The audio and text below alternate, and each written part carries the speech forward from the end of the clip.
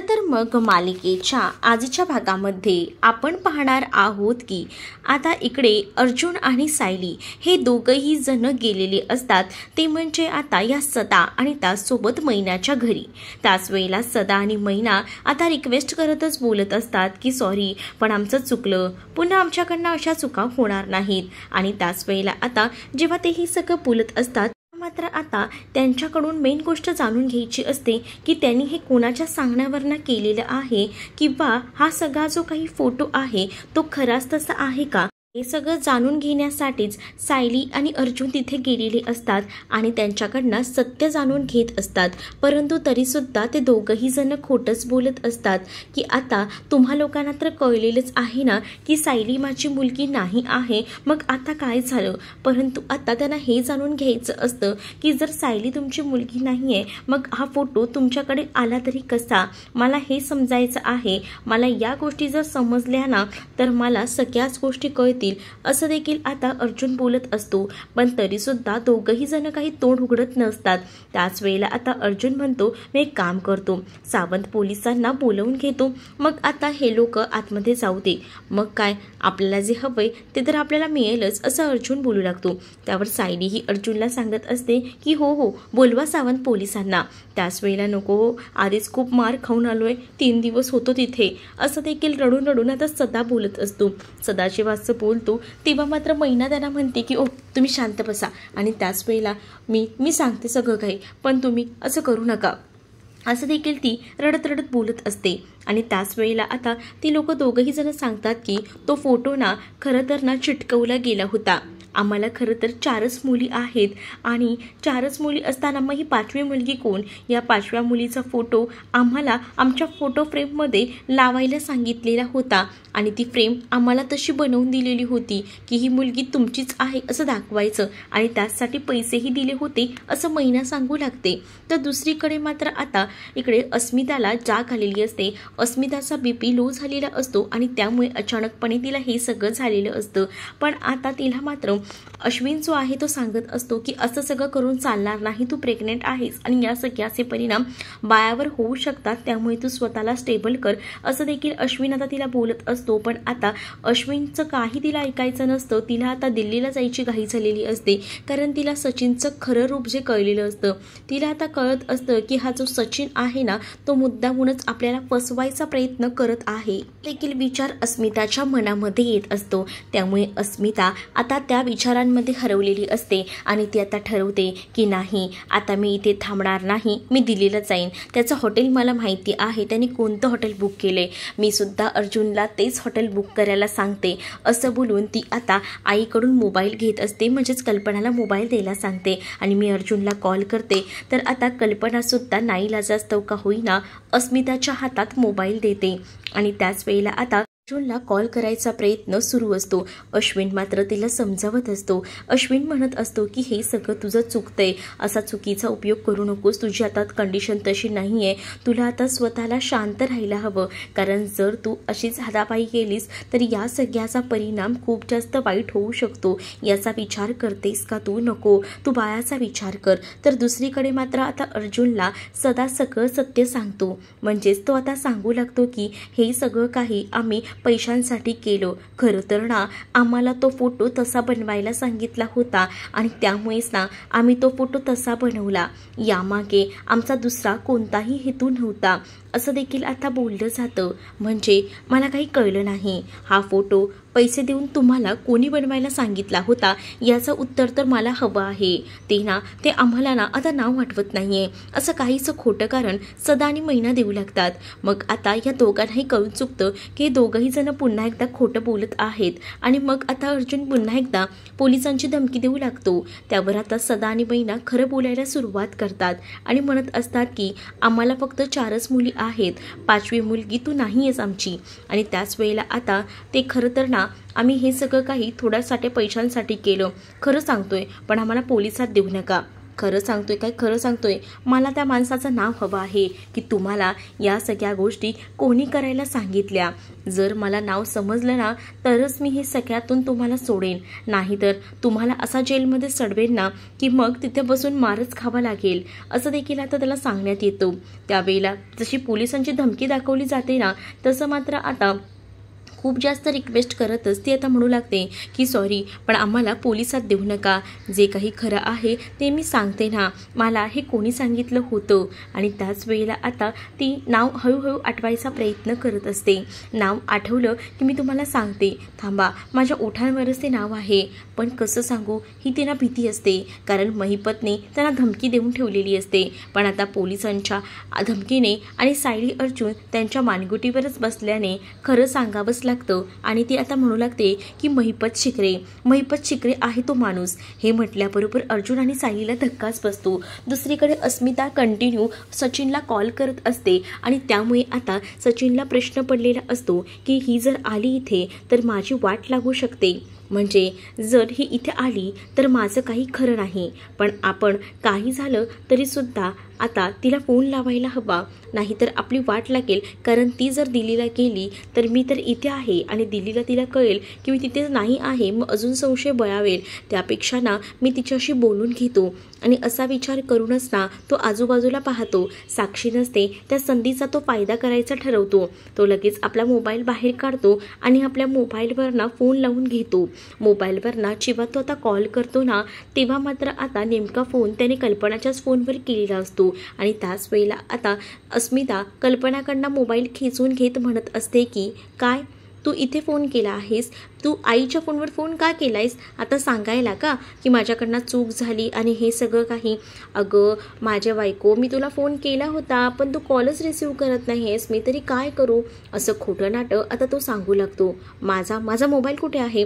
तर आता अस्मिताला कल्पना सांगते की तुझा मोबाईल आहे ना तू खालीच ठेवलेला आहेस, तुझं हे सगळं झालं त्यामुळे आपण पटकन वर पळत आलो, मोबाईल तुझा खालीच राहिलाय. आता अस्मिताला समजवण्यात येतं आणि म्हणूनच अस्मिता जी आहे ती मात्र आता शांत असते. पण तेवढ्यातच सचिनना अस्मिताला म्हणत असतो की अगं मी तुझ्यासाठीच तर फोन केलाय, मला कळलं तुझे फोन आले तितके ते, मग तुला फोन करून विचारावं म्हटलं की आता कशी आहेस, बरी तर आहेस ना? हो मला आता बरं वाटतंय, पण तसंही मला ना उद्या ना सुट्टी आहे, आता मी कॉन्फरन्समध्ये आहे ना म्हणून मी तुझ्याशी हळू बोलतोय, तुझे एवढे फोन पाहिले म्हणून. मग म्हटलं माझी बायको टेन्शन घेत असेल, काळजी करत असेल, उद्या मला एक दिवसाची सुट्टी आहे, मी तुला भेटायला येतो. असं बरं मला भेटायला तू येशील का? हो मी येतो. अस्मिताही खुश होते. दुसरीकडे सगळ्या गोष्टीची जाणीव अर्जुन आणि सायलीला झालेली असते आणि त्यांना नावही कळतं की हे सगळं महिपतने केलेलं आहे. मग महिपतचा या सगळ्याशी काय संबंध असू शकतो? हा मोठा कल जो आहे तो आता अर्जुनचा असतो. म्हणजे अर्जुनला कळत नसतं की सायलीच्या आईबापांना लपवण्यामध्ये नेमका हात काय आहे या महिपतचा, हे सुद्धा जाणून घ्यायचं असतं. आणि त्यासाठी आता एक DNA टेस्ट करायची ठरते, कारण या सगळ्याची पडताळणी तर व्हायलाच हवी. मग हे DNA रिपोर्ट कोणी चेंज केले आणि या सगळ्या गोष्टी बघायलाच हव्यात, कारण घरात सॅम्पल घेतले आणि अचानक चेंज कसे होऊ शकतात. म्हणूनच मला DNA रिपोर्ट करायचे आहे, त्यासाठी तुमचे सॅम्पल लागतील. मग आता इथे मात्र सॅम्पल दिले जातात. एक केस पेनाचा घेतला जातो तर दुसरा केस जो आहे तो सायलीचा सुद्धा घेतला जातो, कारण DNA टेस्ट सुद्धा करणं तितकंच गरजेचं त्याला वाटत असतं. कारण आता अर्जुनला कळून चुकलेलं असतं की काहीतरी गडबड आहे, कारण आपल्या घरी असताना हे DNA रिपोर्ट मॅच आले होते. मग हे DNA रिपोर्ट मॅच कसे काय आले हाच विचार त्याच्या मनात सुरू असतो आणि म्हणूनच तर त्याने आता ही टेस्ट करायचं ठरवलेलं असतं. पण आता सायलीला कळत नसतं की अर्जुनने मध्येच हे टेस्टचं काय काढलेलं आहे. अर्जुन आता बाजूला जातो आणि चैतन्याला कॉल करतो. चैतन्याला कॉल करून तो सांगू लागतो की मी सायलीचे आई बाबा म्हणजे जे आधी होते त्यांचा सदा आणि महिनाचा आता DNA टेस्ट करायची ठरवलेली आहे. सायलीच्या DNA रिपोर्टसोबत ते DNA रिपोर्ट मॅच होत आहेत का हेच आपल्याला पाहायचं आहे, कारण आपल्याला आधी तसं सांगण्यात आलं होतं आणि त्यामुळेच ना आपल्याला ही सगळ्याची पडताळणी करायची आहे. आणि त्यासाठी सगळ्याची पडताळणी झाल्यावर त्याचे रिपोर्ट लवकरात लवकर मला पाठवून दे, असं देखील आता चैतन्याला अर्जुन सांगतो आणि फोन ठेवून देतो. इकडे आता सायली अर्जुनकडे जाते आणि अर्जुनला विचारते की पण का आपण DNA टेस्ट करतोय, म्हणजे मला हे कळलं नाही. त्याच वेळेला आता अर्जुन म्हणतो की मला हेच सत्य शोधून काढायचं आहे की हे सगळं करणारं आहे तरी कोण. म्हणजे तुलाही माहितीच आहे की काय झालं होतं, तेव्हा रिपोर्ट पॉझिटिव्ह आले होते. मग आता ही लोक म्हणतायत की त्यांनी तुझा फोटो लावला होता वरून, मग ते रिपोर्ट पॉझिटिव्ह कसे येऊ शकतात. आणि या सगळ्या गोष्टी मुद्दामून ठरवून केल्या जात आहेत. मग या सगळ्याच्या मागे कोण आहे हे तर आपल्याला शोधायलाच हवं ना, आणि म्हणूनच मी हा प्रयत्न करतोय. दुसरीकडे मात्र आता अस्मिता खूपच जास्त खुश असते आणि अस्मिताच्या चेहऱ्यावरचा आनंद इकडे आता सहज दिसत असतो. कल्पना म्हणत असते की आता वाटतंय ना बरं, होतेच ना बरी. मग आता कल्पना ही आता अश्विनला सुद्धा जाताना थांबवत असते आणि अश्विनला म्हणत असते की अश्विन कुठे चालला आहेस, थोडं खाऊन जा ना. तसंही आता आलाच आहेस घरी तर. पण आता अश्विनला काही खायचं प्यायचं नसतं. मुळात ना अश्विन एक डॉक्टर म्हणून ही जबाबदारी पार पाडत असतो आणि म्हणूनच तर तो आलेला असतो. पण तो आता सरळ सांगतो की मी एक डॉक्टर म्हणून आलेला आहे, डॉक्टरांना काही चहा पाणी वगैरे दिला जात नसतो, असं देखील आता तो बोलत असतो. त्याच वेळेला अस्मिता म्हणते की तू असं का म्हणतोय. अगं तुम्हाला जेव्हा काही होतं, अर्जुनला, सायलीला किंवा तुलाही, मी लगेच धावत पळत येतो तुमच्यासाठी एक डॉक्टर म्हणूनच. बाकी आपलं नातं दुसरं कोणतंच नाही आहे. जर आपल्या फॅमिलीचं नातं असलं असतं ना तर तुम्ही सुद्धा माझ्या बायकोला काय होतं काय नको या सगळ्या गोष्टी व्यवस्थित पाहिल्या असत्या. पण तुम्ही त्या गोष्टी कधीच बघत नाही. माझ्या बायकोला तर कोणी विचारत सुद्धा नाही, तिला सुद्धा त्रास होतच असतो की, पण तुम्ही तिचा कधीही विचार करत नाही, असं देखील आता अश्विन बोलत असतो. आणि खरं तर ना या सगळ्या अश्विनच्या गोष्टी ज्या आहेत त्या ऐकूनच कल्पना आणि पूर्णाची बोलत असतात की आम्हाला तुझ्या बायकोबद्दल मुळात काही वाटतच नाही आणि तिच्याबद्दल आमच्यासमोर काही बोलूच नको. मग अश्विनही चिडतो, अश्विनही बोलतो मग माझ्याकडनंही कोणत्याही अपेक्षा ठेवू नका, कारण मीही तसाच आहे. मलाही या सगळ्या गोष्टींना नाहीच पटत आणि म्हणूनच मला या सगळ्या गोष्टी सांगूच नका, मला ना या सगळ्या गोष्टी ऐकायच्याच नाही आहेत, असं देखील आता तो बोलत असतो. दुसरीकडे मात्र आता प्रतिमा जी आहे ना ती झोपलेली असते आणि प्रतिमा जेव्हा झोपलेली असते ना तेव्हा तिला स्वप्न पडत असतं आणि त्याच वेळेला आता जेव्हा ती दचकून उठते तेव्हा रविराजही तिथे येतात. पण आता तिच्या स्वप्नात आहे ना तो सगळा प्रसंग येतो. म्हणजेच तिच्या स्वप्नात आहे ना जेव्हा महिपतने तिचा चेहरा जाळला होता आणि हे सगळं काही तिच्या स्वप्नात येतं आणि त्यामुळेच ना आता ती दचकून उठलेली असते. आणि त्याच वेळेला आता जेव्हा ती दचकून उठते तेव्हा आता तिला कळत नसतं की आपल्यासोबत काय घडलेलं आहे ते. इकडे साक्षी रस्त्यावरून जात असताना विचार करत असते आणि त्याच वेळेला आता रस्त्यावरून जात असताना विचार करत असताना तिला लक्षात येतं की सचिन आपल्यासोबत काल वेगळाच वागला होता आणि त्यामुळेच ना आता ती विचार करत तिथेच बसलेलीला आता एक गुरुजी येतात की जे काही होतंय ते वेगळंच होतंय, पण यातूनही स्वतःला सावरायला हवं. तेवढ्यातच इकडे प्रतिमा जी आहे एकदमच दचकून उठते आणि त्याच वेळेला रविराज आता प्रतिमाला शांत करत असतात. रविराज प्रतिमाला म्हणतात की काय झालं, काही पाहिलं आहेस का, काय होतंय, त्रास होतोय का. प्रतिमाला ते लगेचच पाणी देतात. प्रतिमा आता सांगू लागते की काहीच नाही, पण मला ना त्या सगळ्या गोष्टी आठवल्या की त्रासच होतो. मग आता तुला तर आता सगळ्याच गोष्टी आठवायला लागल्यात ना, मग आता अजून काय आठवायला लागले. त्याच वेळेला आपला अपघात झाला होता तो प्रसंग तुला आठवतोय का, असं देखील रविराज आता प्रतिमाला विचारू लागतात. त्यावर आता प्रतिमा म्हणत असते की हो मला तोच प्रसंग आठवतोय, पण मला ना असं बुरसट दिसतंय. माझी जी अवस्था ज्या माणसानं केली होती त्याचा चेहरा ना मला स्पष्ट दिसत नाहीये, असं देखील आता प्रतिमा बोलत असताना म्हणत असते. रविराज तिला सावरत असतात आणि रविराज म्हणतात की या सगळ्याचा इतका विचार करू नकोस, थोडी शांत हो, हळूहळू सगळ्या गोष्टी आठवतील. तरी सुद्धा बऱ्याच गोष्टी तुला आता ऐकायला आणि समजायला लागलेल्या आहेत आणि त्यामुळे ना तू इतका लोड घेऊ नकोस, असं देखील रविराज प्रतिमाला बोलत असतात. पण प्रतिमाला असं वाटत असतं की आता मला सगळ्याच गोष्टी आठवत आहेत, तर मग यामध्ये सुद्धा आपण मागे का राहावं, कारण आता ना महिपतचं जे सत्य असतं ना ते हळूहळू प्रत्येकाच्या समोर येत असतं. म्हणजेच आता सिरियलला जरा फास्ट दाखवण्यात आलेली आहे, जसं की महिपतचं सत्य तिकडेही सायली अर्जुनला कळलंय, इथे सुद्धा आता महिपतचं सत्य जे आहे ते रविराजलाही कळणार आहे आणि त्यामुळे आता इथे मात्र प्रतिमा त्या सगळ्या गोष्टी आठवत असते आणि तिला त्रास होत असतो. दुसरीकडे मात्र आता साक्षीला ते गुरुजी आहेत ते भेटलेले असतात, पण त्या गुरुजींच्या समोरून साक्षी पळ काढत असते. पण ते गुरुजी साक्षीला बरोबर ओळखून असतात आणि ते म्हणत असतात की तुझ्या आयुष्यात सगळं काही व्यवस्थितच घडेल, पण तुला आता सध्या ना देवी आईची गरज आहे. जर देवी आईची साथ जर तुला असेल ना तर तू आयुष्यात नक्कीच पुढे जाऊ शकते. मुळात आहे ना तुझ्या आयुष्यात इतकी पापं झाली आहेत ना की ती पापं आता धुवायची वेळ आलेली आहे. जर तू देवीच्या मंदिरात जाऊन अभिषेक करशील ना तर तुझी सगळी पापं धुतली जातील आणि लवकरच तुला सगळं काही तुझ्या आयुष्यात चांगलं होईल असं देखील ते गुरुजी आहेत ते साक्षीला सांगू लागतात। असं जर मंदिरात जाऊन पापं धुतली जात असतील तर प्रत्येक जण मंदिरात जाऊन पापं धुतली असती खरंच ना। तर दुसरीकडे मात्र आता साक्षी जी आहे ती मात्र आता विचार करत असते आणि त्याच वेळेला आता गुरुजींनी जे काही सांगितलेलं असतं त्याचा बारकाईने ती विचार करते आणि तिला आता सचिनवर मनापासून प्रेम असतं। तिला असं वाटत असतं की कुठेतरी आपला सचिन जो आहे तो आपल्यापासून लांब जातोय की काय आणि त्याचसाठी ती एकदम झुरत असते आणि ती मात्र आता विचार करत असते। पण गुरुजींचं म्हणणंही तिला पटत असतं। दुसरीकडे आता देवी आईच्या समोरच उभी असते ती म्हणजे प्रतिमा। प्रतिमा देवी आईच्या डोक्यावर एक फूल ठेवते आणि त्या मूर्तीवर जेव्हा ती फूल ठेवते ना तेव्हा ती म्हणत असते की बघ देवी आई, मला सगळ्या काही गोष्टी हळूहळू का होईना आठवायला लागल्यात। पहिल्यांदा काहीच आठवत नव्हतं पण आता बऱ्याच गोष्टी आठवत आहेत। खरं तर मला हे घर हे सुद्धा सायलीमुळेच मिळालं आणि ते सुद्धा तुझ्यामुळेच। म्हणजे मी तुझ्या मंदिरात बसले होते, तिथे सायलीची आणि माझी भेट झाली। सायलीने मला ओळखलं की मी प्रतिमात्या आहे आणि म्हणूनच तर सायलीने मला तिथे नेलं आणि जेव्हा सायली मला घेऊन गेली तेव्हाच तर मला माझं कुटुंब मिळालं आणि आता मला सगळं कुटुंब मिळालेलं असताना सगळ्या गोष्टी आठवत आहेत।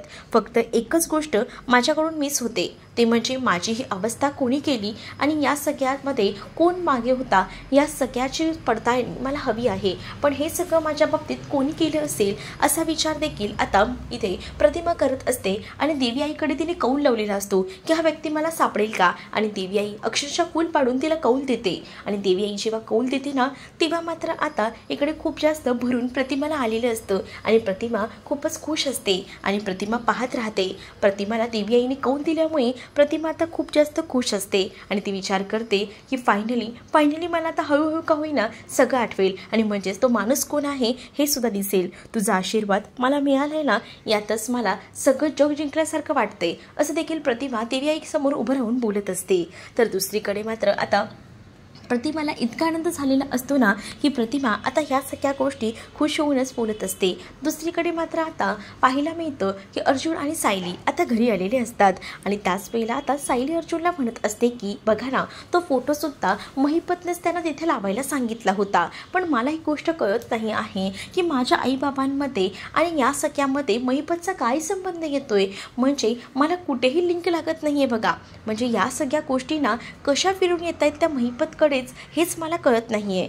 पण आपण हे सगळं शोधून काढायलाच हवं। अर्जुन मात्र आता म्हणत असतो की मी शोधून काढणारच आहे, मला चांगलंच लक्षात आहे या सगळ्या गोष्टी अशा घडल्या आहेत ना की त्या बरोबर व्यवस्थितपणे घडायलाच हव्यात। पण या सगळ्या गोष्टी कशा घडायला हव्यात याचा सुद्धा विचार जो आहे तो बघायला हवा। कारण आपण त्या बाईला भेटलो होतो बघ, त्या बाईला जाऊन मला असं वाटतं ना आपल्याला पुन्हा भेटायला हवं।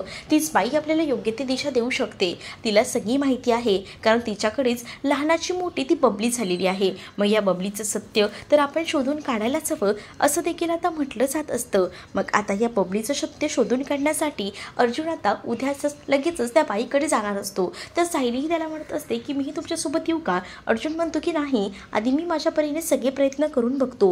पण आता अर्जुन आणि सायलीचं बोलणं बाहेर उभं राहून प्रिया ऐकत असते। प्रियाला नेहमीप्रमाणे सवय असते सगळ्यांचं बोलणं चोरून ऐकायची। आता देखील तिने हे बोलणं ऐकलेलं असतं आणि ती जेव्हा हे ऐकते तेव्हा ती खूप जास्त खुश झालेली असते। दुसरीकडे मात्र आता सायली आणि त्याचसोबत प्रतिमा देवळात गेलेल्या असतात। आता त्यासुद्धा देवळात गेलेल्या असतात आणि तिथे आता महिपतही असतो। महिपत खरं तर त्या गुरुजींनी सांगितल्याप्रमाणे अभिषेक करण्यासाठी म्हणून आलेला असतो आणि सायली मात्र आता प्रतिमाचा सगळा भूतकाळ पुन्हा तिला आठवलाय यासाठी देवी आईचे आभार मानायला आलेली असते आणि त्यामुळेच देवळात खूप जास्त गर्दी असते। त्यामुळेच ना तिला वाटत असतं की चला आपण लाईन लावूया म्हणजे आपला पटकन दर्शनही होईल। आता दोघीही जणी लाईनीत उभ्या राहत असतात आणि महिपत तिथे पूजा करत असतो कारण महिपतचा अभिषेक सुरू असतो। महिपतने एकदम VIP असं दर्शन घ्यायचं ठरवलेलं असतं पण बाकीच्या लोकांना मागे लाईनीत उभं केलेलं असतं। दुसरीकडे अर्जुन त्या बाईकडे गेलेला असतो आणि त्या बाईला या सगळ्याबद्दल विचारत असतो आणि त्याच वेळेला नेमकी ती बाई असते ना ती म्हणत असते की सध्या काय चाललंय या पोरीबद्दल प्रत्येक जण मला का विचारायला येतोय ना मला खरंच कळत नाहीये। म्हणजे याआधी सुद्धा कोणी आलं होतं का तुमच्याकडे विचारायला। त्याच वेळेला ती महिपतचं नाव घेते आणि जेव्हा ती महिपत शिकरेचं नाव घेते ना तेव्हा मात्र आता अर्जुनला खूप मोठा धक्का बसतो कारण सगळीकडनं महिपतचंच नाव ऐकू येत असतं। आता अर्जुनने बबलीचा फोटोही दाखवलेला असतो पण तुम्ही या सगळ्या गोष्टींचा का आढावा घेताय हा प्रश्न त्या बाईला पडलेला असतो आणि त्यामुळेच नक्कीच आता या सगळ्या गोष्टी सहज आणि सोप्या नाही घडत आहेत, याच्यामध्ये सुद्धा काहीतरी काळबेरं आहे हे सुद्धा अर्जुनला कळत असतं. पण आता सगळ्यांच्याच तोंडून महिपतचं नाव ऐकून मात्र आता मोठा प्रश्न असतो की हा महिपतने नेमके किती कांड केलेले आहेत याचा. तर तुम्हाला हा भाग कसा वाटलाय हे नक्कीच मला कमेंटमध्ये सांगा आणि अशाच नवनवीन भागांसाठी आपल्या चॅनलला सुद्धा सबस्क्राईब नक्कीच करा. चला तर मग भेटूया पुढच्या भागामध्ये. तोपर्यंत टाटा बाय.